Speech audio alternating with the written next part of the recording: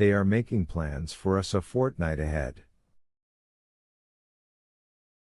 No, it won't be easy.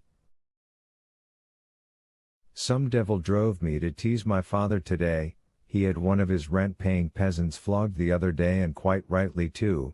Yes, yes, don't look at me in such horror. He did right, because that peasant is a frightful thief and drunkard, only my father had no idea that I, as they say, became aware of the facts.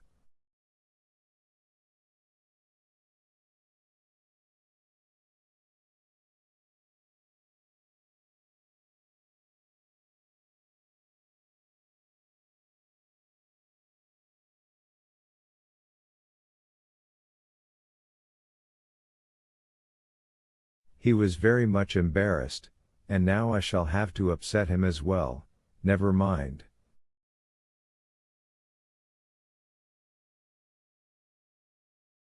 He'll get over it, Bazarov said. Never mind, but the whole day passed before he could bring himself to tell Vasily Ivanovich about his decision.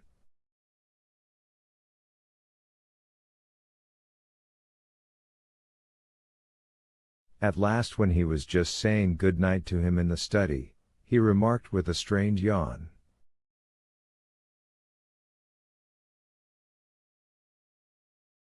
Oh yes, I almost forgot to tell you. Will you send to Fedots for our horses tomorrow?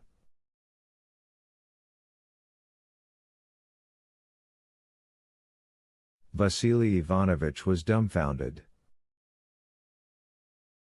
Is Mr. Kirsanov leaving us then? Yes, and I'm going with him. Vasily Ivanovich almost reeled over. You are going away? Yes, I must. Make the arrangements about the horses, please. Very good, to the posting station. Very good, only, why is it?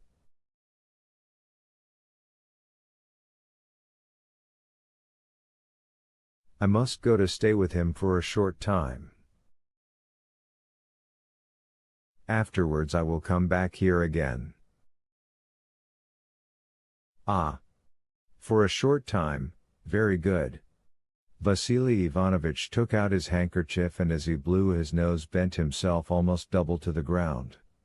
All right, it will all be done.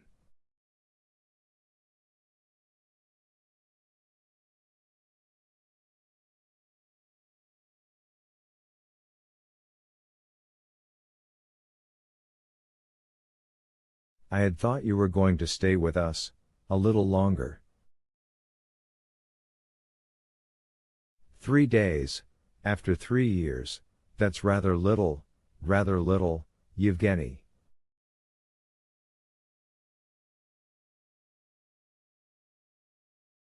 But I tell you, I'm coming back soon.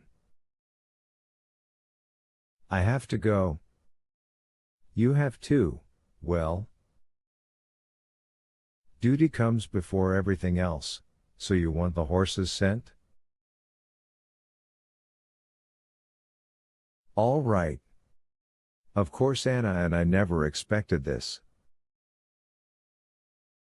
She has just managed to get some flowers from a neighbor. She wanted to decorate your room.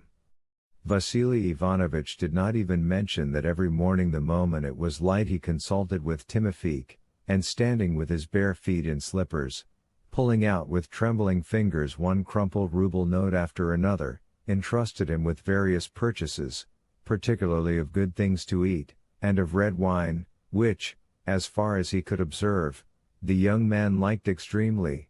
Liberty is the main thing, that is my principle. One has no right to interfere, no,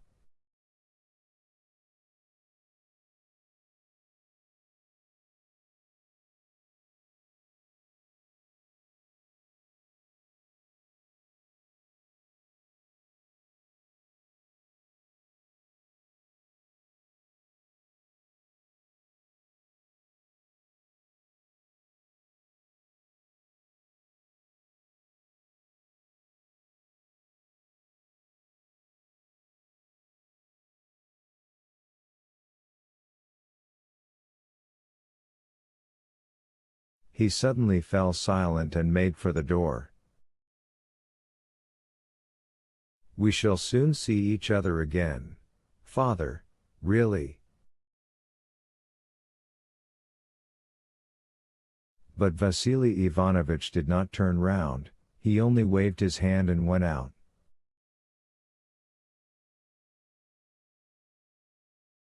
When he got back to the bedroom, he found his wife in bed and began to say his prayers in a whisper in order not to wake her up.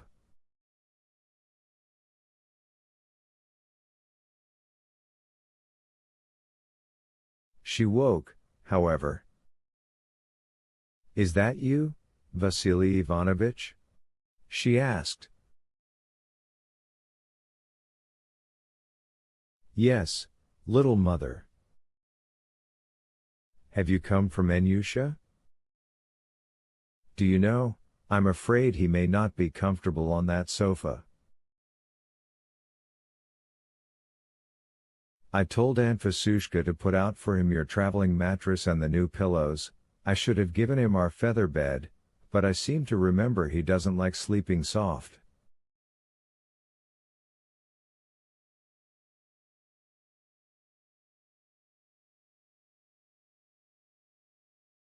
"Never mind, little mother, don't you worry. He's all right. Lord have mercy on us sinners," he continued his prayer in a low voice.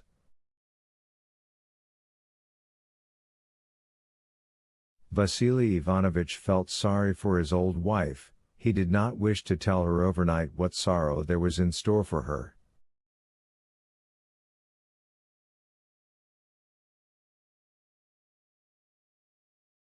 Bazarov and Arkady left on the following day. From early morning the house was filled with gloom, Aunt Vasushka let the dishes slip out of her hand, even Fedka became bewildered and at length took off his boots.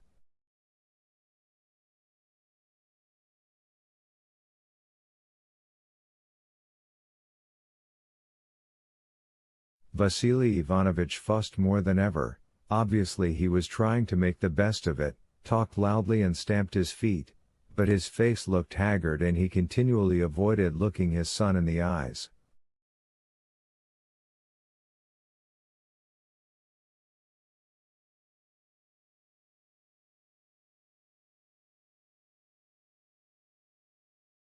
Irina Vlasyevna wept quietly. She would have broken down and lost all control of herself if her husband had not spent TWC whole hours exhorting her early that morning.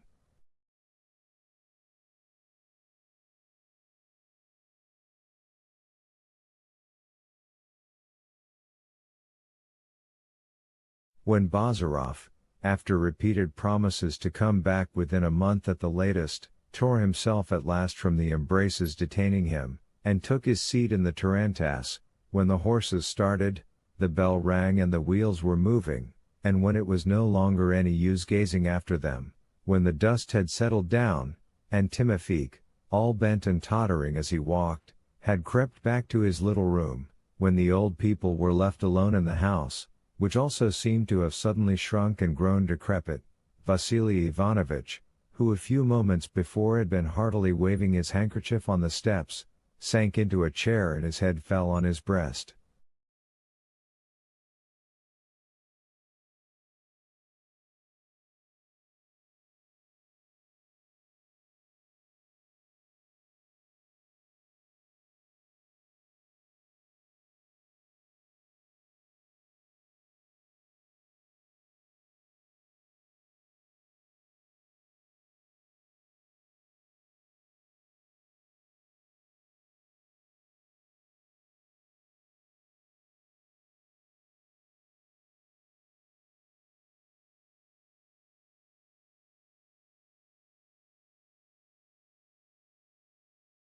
"He has abandoned us, cast us off," he muttered. "Abandoned us, he only feels bored with us now."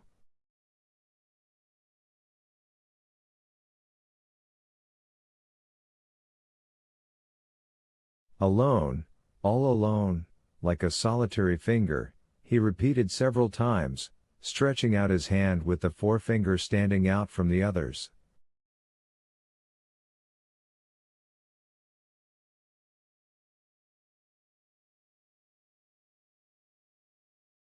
Then Irina Vlasyevna came up to him and leaning her grey head against his grey head, she said,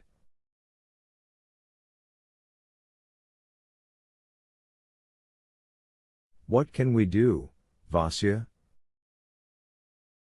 A son is a piece broken off. He's like a falcon that flies home and flies away again when it wants, but you and I are like mushrooms growing in the hollow of a tree. We sit side by side without moving from the same place."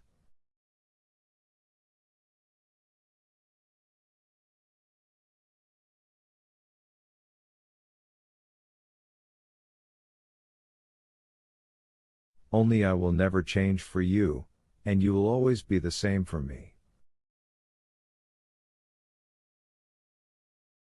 Vasily Ivanovich took his hands from his face and embraced his wife, his friend, more warmly than he had ever embraced her in his youth. She comforted him in his sorrow.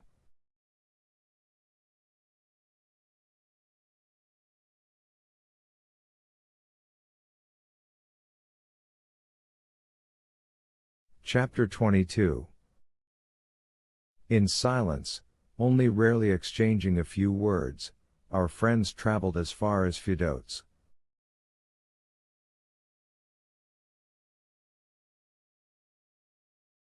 Bazarov was not altogether pleased with himself, and Arkady was displeased with him.